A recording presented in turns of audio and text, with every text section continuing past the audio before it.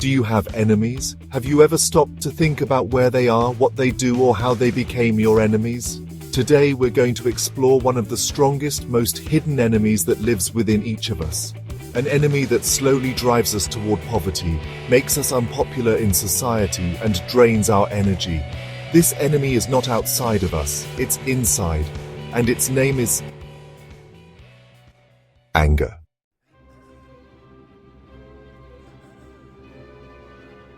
Every creature fears enemies. Whether it's a dog, a cat, a wild animal, or a human, we all have this instinct to identify threats around us. We label people or situations as enemies, avoid them, and sometimes even wish for their destruction. On occasion, we might even plan to attack them when the opportunity arises. But what if I told you that the most dangerous enemy isn't outside of you? What if it's already within you, hidden deep inside, feeding on your thoughts and emotions? Anger is one of the strongest enemies we face. It's not just an emotion, it's a force that can control your actions, words, and thoughts. And the worst part? It lives within you, growing stronger every day, waiting for the right moment to strike.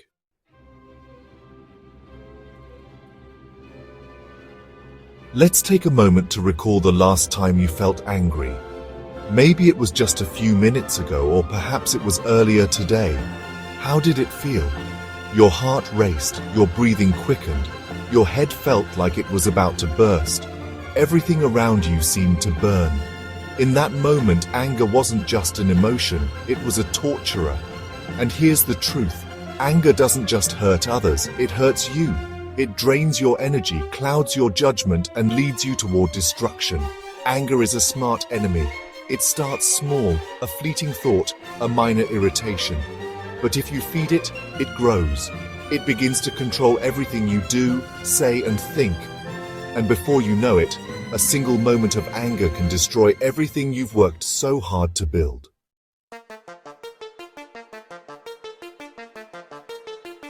To understand anger, we need to break it down.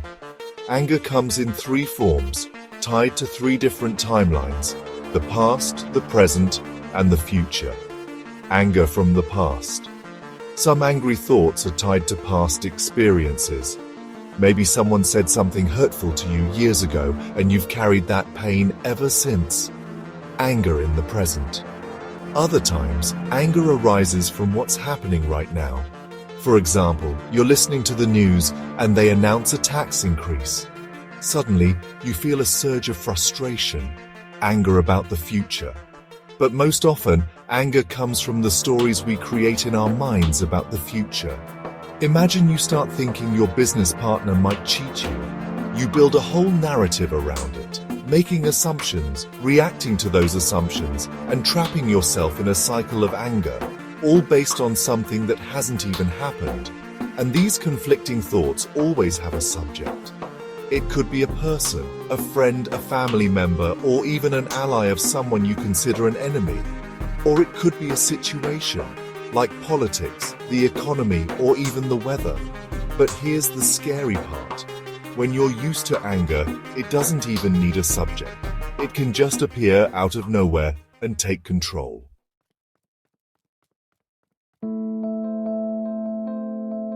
Let me share a story with you. My friend Mike used to work under Mr. Griffin, a highly respected trainer in their field. One day, a colleague asked Mike not to park his car in a spot closest to the building because it was reserved for Mr. Griffin. Mike took this as a personal humiliation. He started thinking about how Mr. Griffin and his colleague were working closely together, leaving him with fewer opportunities. He began to see them as enemies. Day by day, Mike's anger grew. He thought about similar incidents from the past. He speculated that even if he got his qualifications, he wouldn't get a job in the company. He started disliking his work, his colleagues, and even himself. Now pause for a moment and think, what were the subjects of Mike's anger? How did his thoughts about the past, present, and future feed his anger?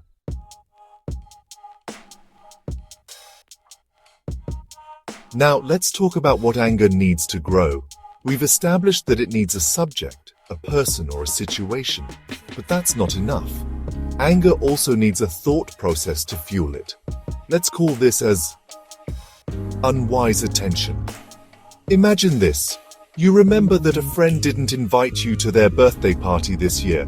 That's the subject. But to create conflict in your mind, you need to add a thought process. If you start thinking like this: let me forget it. They've been good friend to me. Maybe they had a reason. I'll send them a message and wish them well. That's wise attention. You won't feel anger. But if you fuel that subject with unwise attention, the anger builds. It cycles, grows, and traps you in a mess of your own making. Now think about Mike. What unwise attention fueled his anger? We'll explore that in a later episode, but for now, let's focus on what happens when anger takes control.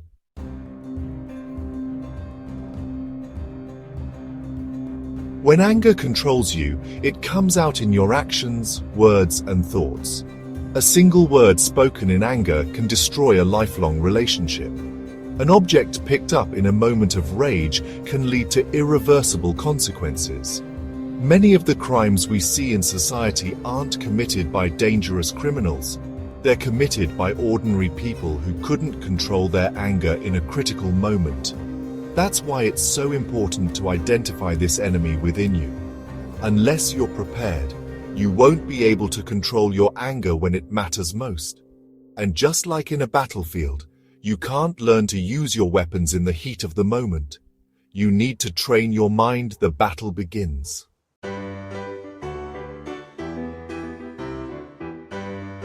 In our next episode, we'll talk about the weapons you can use to conquer anger.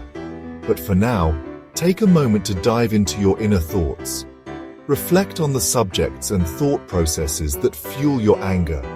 Awareness is the first step toward victory. Stay tuned, and until next time, find the best within you.